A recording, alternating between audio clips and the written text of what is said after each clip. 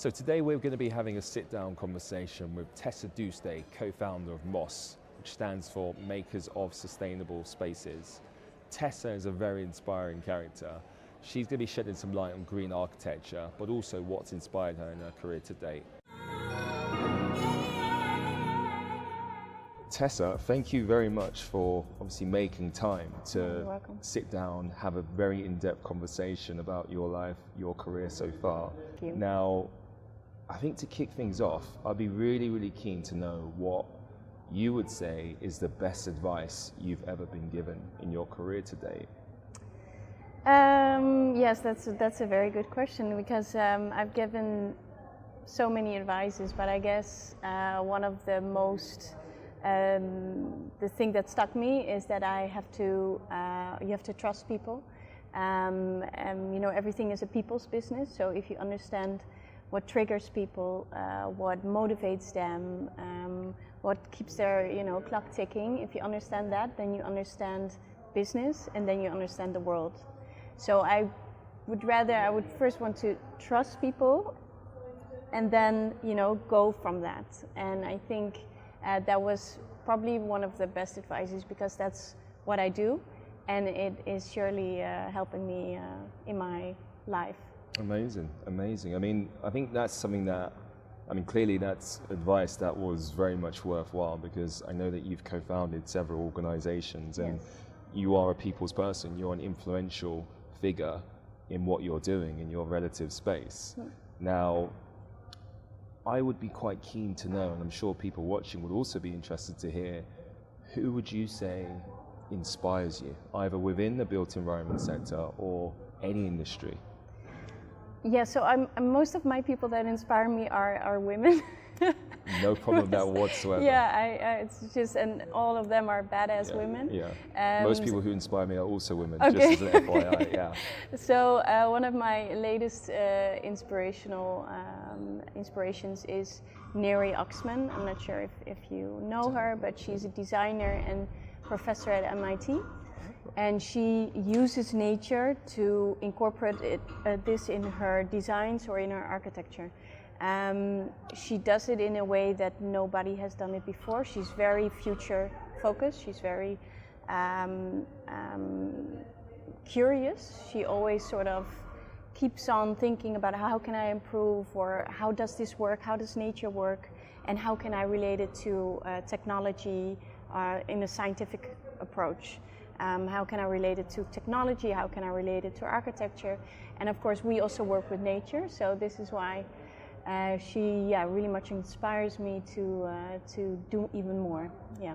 See, that's awesome, because amazing. like what I find is you've got people like that who behind the scenes are doing so much great work, right? She's not necessarily on the front of magazines. Via this, I don't know why I knew her before. I guess it was an interview or so, but she's just the work that she and her team, because she's participating in an MIT lab, what they're doing is just out of the box. I love that. It's really cool. You should look at it. Super understated. You know what they say? I mean, not all heroes wear capes, as they say, right? So I would definitely be checking her out. Yeah, you have to check her out. It's really nice. I mean, that's great. So I think she sounds like the sort of person that we need to really be championing in terms of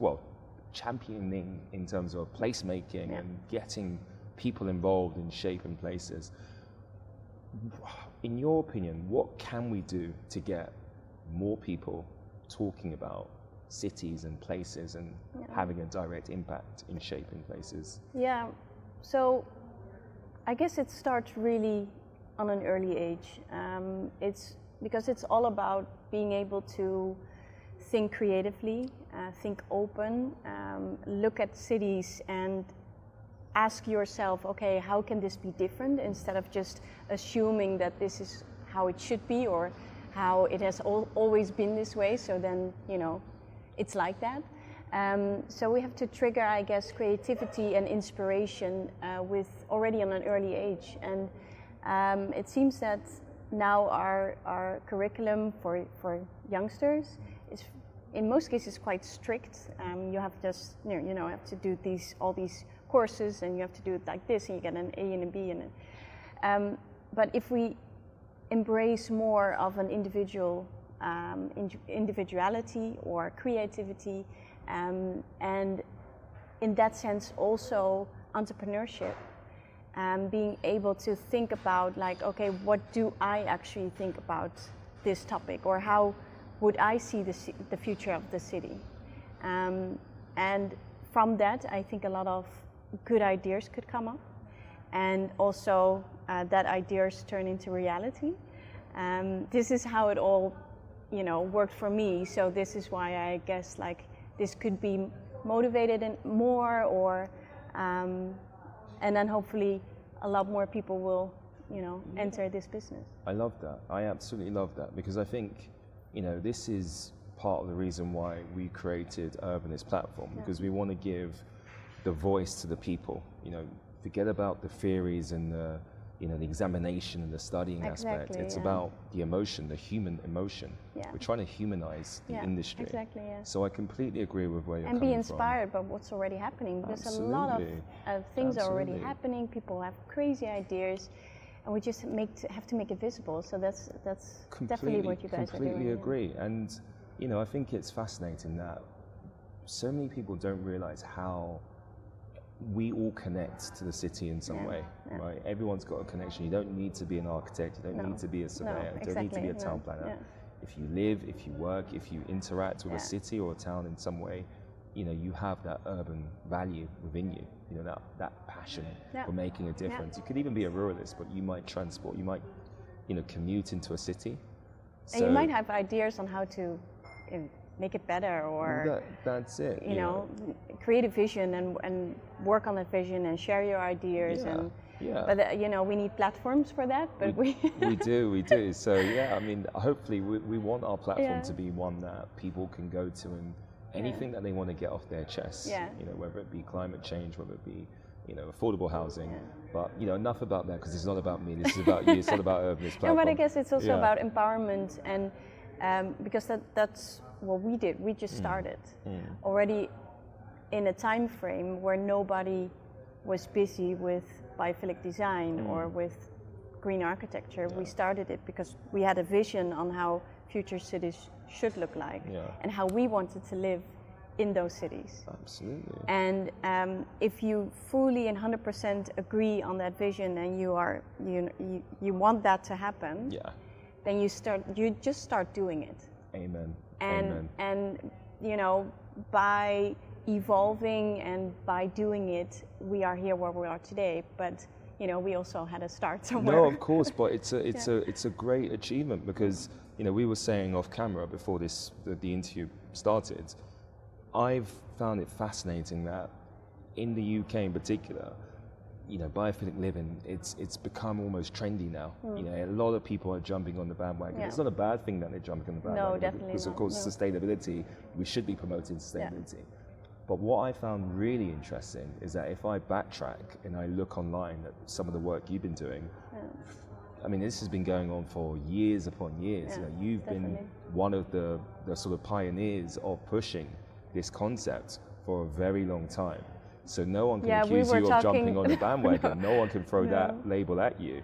No, we were talking about the subject when people really didn't understand what we were actually talking about. People look at you like you're crazy, like what, green architecture? Yeah, they're like, wow. Okay, are you painting buildings? No, we're actually adding plants, and and now, but it's also because there's now more research on it and the effects of what it does to our well-being, our personal well-being, but also our physiological, psychological, everything, our health. So we see the results of nature to people or on people, and I guess that also helps. Yeah. So I want to tie this back into somewhere that's obviously close to you, but also interest to myself, cities. Yeah. What are your thoughts, and how would you describe Amsterdam overall as a city? I think from the surface it's a very cozy city, or in Dutch we call it gezellig. But if you look more closely, it's a very interesting, and it has so much history. This city, it has so much stories to tell. and that is just very intriguing. So from the surface, it looks like gezellig, and it is. Yeah. But if you go more in depth and you look at the architecture, or you look how the urban planning is done, it has all these reasons why it has been done like this. And if you start to deep dive in the subject, it's just astonishing the amount of history, the amount of thoughts that have been that went into this city. So that really is that's the reason why I love this city so much. Amazing. And not only because I live in it, but I would have had it with if I didn't live in it. But no, I mean I completely get where you're coming from, because I, as a Londoner, I'm always biased. I say, for me, London is the best city in the world, and I'll always wave my London flag. Yeah. But I've got to be completely honest and say, in my honest opinion, Amsterdam is undoubtedly my favorite city in Europe. Oh, that's so great. And I mean that. Yeah. The main reason, there's a couple of factors, but the main one is that I feel when we look at a city and we look at the idea of, I think as a Brit and people who don't live in Amsterdam, the city can be affiliated and tied. People sometimes get the wrong impression. It can be tainted with sort of slightly negative connotations and seedier connotations. Yeah. But I think actually, in terms of placemaking, it's the one city compared to any other city in Europe that puts people at the forefront of placemaking. Yeah. And by that, I mean how easy it is to commute, walking, cycling, human health, pollution, all of these factors. I'm not saying that it's perfect, because I don't think any city is perfect. We have our challenges. I think its imperfections make it perfect, and that's definitely the beauty of a city. Yeah. But I think in terms of being at the forefront of ideas and making a city that's tailored for people to get about from point A to B and not rely on cars, for example, and actually being independent as a city and being proud and having an identity. I think Amsterdam definitely has that. Yeah. So there's ideas that I think we're going to start seeing from Amsterdam, which is going to be replicated and adopted in London. Hope some. Yeah, definitely. I mean, green architecture is an example of it, clearly, which is being replicated. Yeah. But no, it's fascinating. I think, I was also interested to hear you said that potentially you will adopt the idea that you have here with green architecture to other cities potentially outside of Amsterdam. Yeah, so we already we have some projects internationally already. Yeah. But I guess like the idea behind biophilic design of green architecture is not just something that we do.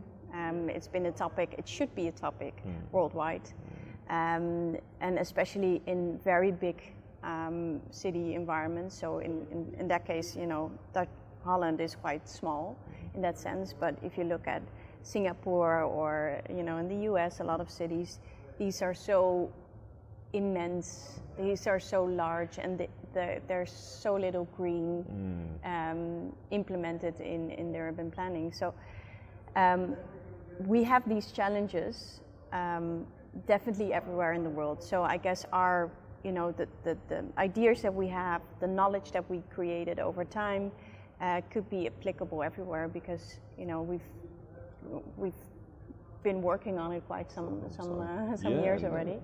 And as we were mentioning before, we have to see where we can create a city environment where people, nature, animals are in balance. In my opinion, that can only be created if we implement more nature. Yeah. See, I mean, that sort of leads on to the next question that I have for you, because it's clear to see that you are a trailblazer in this space. There's no denying that, and I think anyone watching will happily agree that you have set the trend to some extent in this theory, in this concept of green architecture. But if I were to ask you what you're most proud of today, I mean, you'll do well to top what you've created with green architecture, but is there anything potentially that you would rank above what you've been pushing with green architecture? Well, that's a good one. Well, I guess we have to relate it maybe to a question before, because as I mentioned, it's all people's business. So what I'm most proud of, and it has of course a bit to do with the work we do, because that's been our lives for the last years. But I am, maybe in difference to other companies, I'm not sure, but the team we've built are people that are just so intrinsically motivated. They are so motivated to work on greening up our lives. They are so passionate about plans, about being able to create designs where people become happier. And if it wasn't for that team, of course we wouldn't have anything. But that makes me so proud that we have now so many national and international people that are working on this topic, that are putting blood, sweat and tears in it, and have just that commitment to make it work. That's I think amazing. Where I'm most proud of. Look, I think I echo those sentiments, because one of the best things I was told by, a mentor of mine was, there's no I in team. It's a very overused cliche, but I truly believe there is no I in team. That you're only as strong as your weakest team member. So I think you have to have that feeling of collaboration, a unit. Yeah. It's so important. Yeah. Can you tell us something that you try to do on a daily basis? Yeah, a lot of things. Yeah. But what's your favorite? like breathe. Yeah. I mean, that's No, important. that's apparently. important. Yeah. No, I guess listen to music. Yeah. Would be my most, and then preferably with my headphones on, or something that just shuts everything out. Because music just, it has so many faces. It can uplift me when I'm stressed or when I'm feeling down. It can, motivate me even extra if I'm all pumped up. It's just for every mood there is music for it, and it just helps me go through the things we are going through at the moment. Because of course, if you have your own business, you can understand that there are also some hardships that you have to go through, or maybe very much of highs, like for a very long period of time, and then you're all exhausted, but you're too exhausted, and then you go home and you can't sleep because you're so excited, like these weird stuff is happening, and music always can sort of level it. And it's universal. I mean, everyone Absolutely. Understands. Absolutely. Yeah. I mean, I've got to say, I wasn't expecting that answer at all. But now you've actually given me that answer. Yeah. I have to now follow that up by asking you, what was your most played song for 2019? Oh my God. I mean, they have that Spotify playlist. I have some ones that I can't tell you. Those are horrible. What are we talking Taylor Swift, or are we talking Adele? No, I mean, what sort of, I have one of Miley Cyrus. Right, so okay, fine. That's okay. Yeah, that's fair enough. That one is not my cup of tea. No, but no, I can know. see what you see in her. No, but I listen a lot to Bishop Briggs. Okay. And London Grammar. London Grammar. And that's a fantastic choice. Yeah, but I guess like both of them, both of the artists, also both female. But true. They're from the UK actually. But I mean, London Grammar, this is going way back. So I used to be a huge fan. The music so do you create. find that when you're working, or you're sort of potentially proposing an idea or pitching to a client or getting ready for a presentation, you can be on your laptop and have some sort of soothing music in the background to kind of help mellow you down? Yeah. Amazing. Yeah, it works. Amazing. And if I have to focus, I just have certain songs and I just put them on, and it goes. Otherwise, I'm too distracted by everyone. And So it actually does bring you some composure and some peacefulness. Yeah, definitely. You should. Yeah, no, that's. I mean, I tell you, that's fascinating, because I'm, for whatever reason, I'm the opposite. I'm so into music where if I'm trying to do something that requires thought and detail. I mean, you have to pick the right ones. That's right? true. Yeah. That's true. Maybe I need to listen to less Stormzy, grime, and hip hop, and more sort of peaceful and calming music. Yeah. That can be it. Okay, I mean, so look, I think the question that I was going to kind of end with, I was going to say, look, give us an overview of what green architecture represents. But I think I want to tweak that question a little bit, just off the cuff. Yeah, no problem. Why not? There's no rules. How do you see it evolving as a theory over the next 5 years? We've already sort of established that in London and the UK, people are jumping on the bandwagon in a positive way.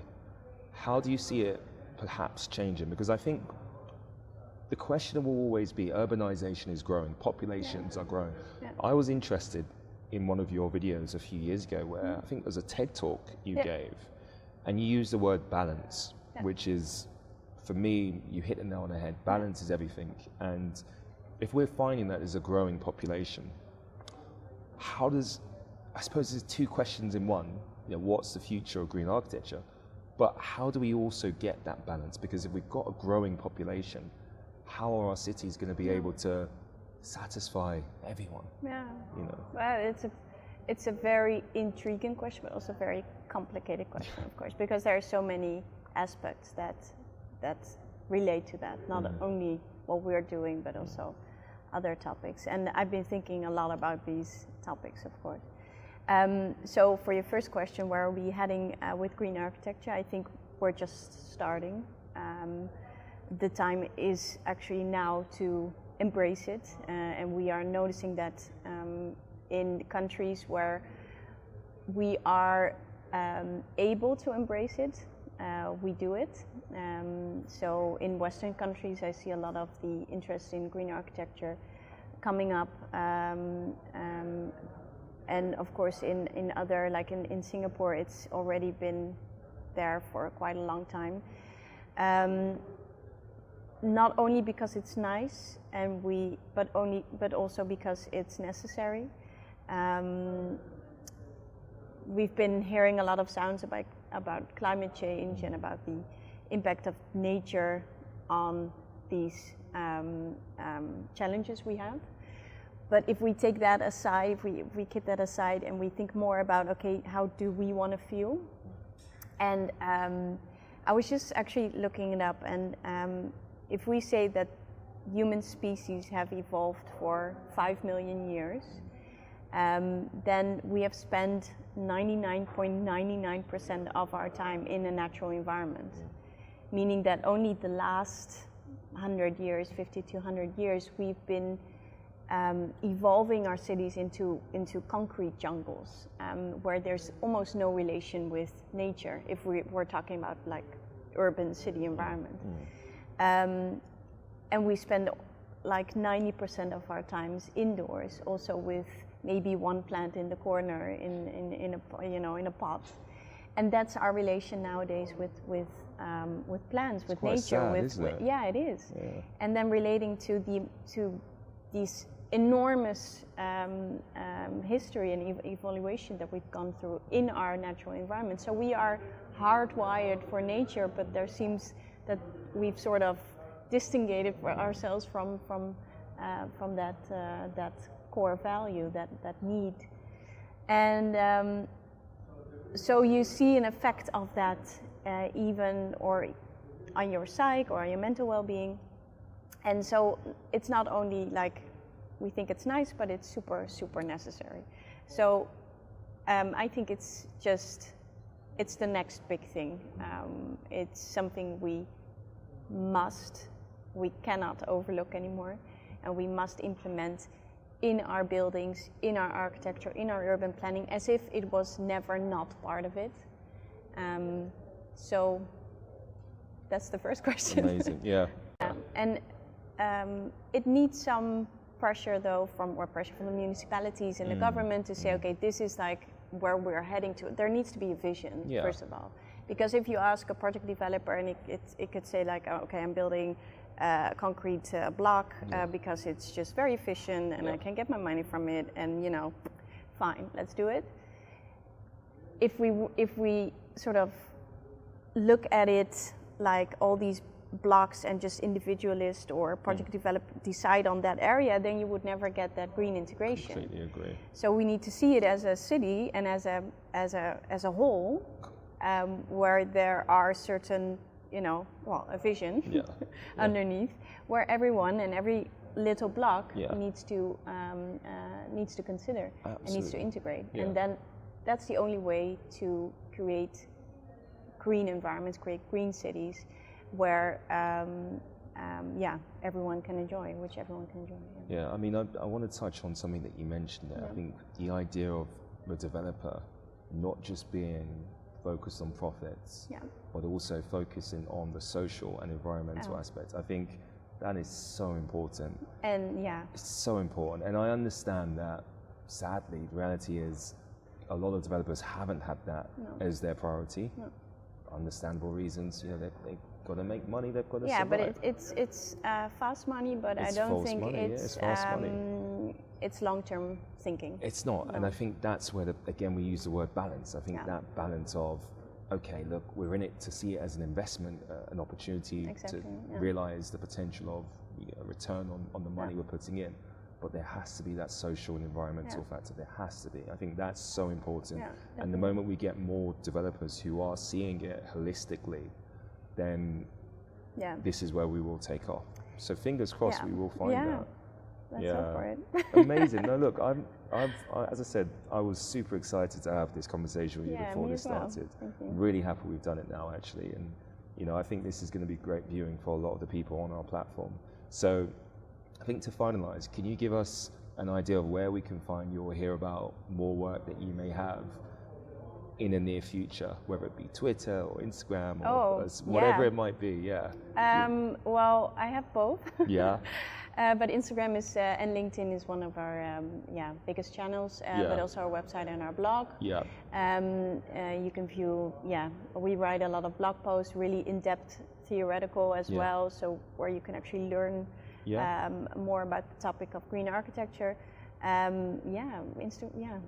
of those.